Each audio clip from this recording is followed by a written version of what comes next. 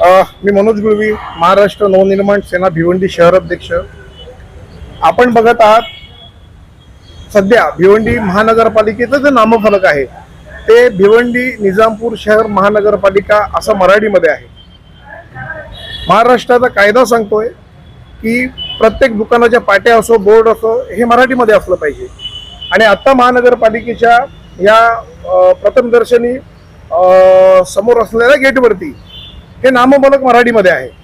आम्ही त्याचं स्वागत करतोय. परंतु काही हौशे कार्यकर्ते आहेत, अनेक पक्षांचे असतील, ह्यांचा सध्या अट्टास असा आहे की हे नामफलक बदलून ते नामफलक उर्दूमध्ये पाहिजे.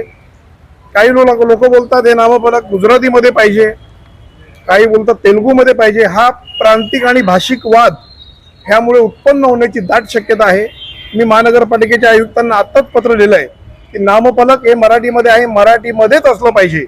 आपण तो बदलण्याचा प्रयत्न केला किंवा अन्य भाषेमध्ये आणून लावण्याचा प्रयत्न केला, त्याला महाराष्ट्र नवनिर्माण सेनेचा तीव्र विरोध असणार आहे. आम्ही तो बोर्ड कोणत्याही प्रकारे लावून देणार नाही असं आश्वासित करतो.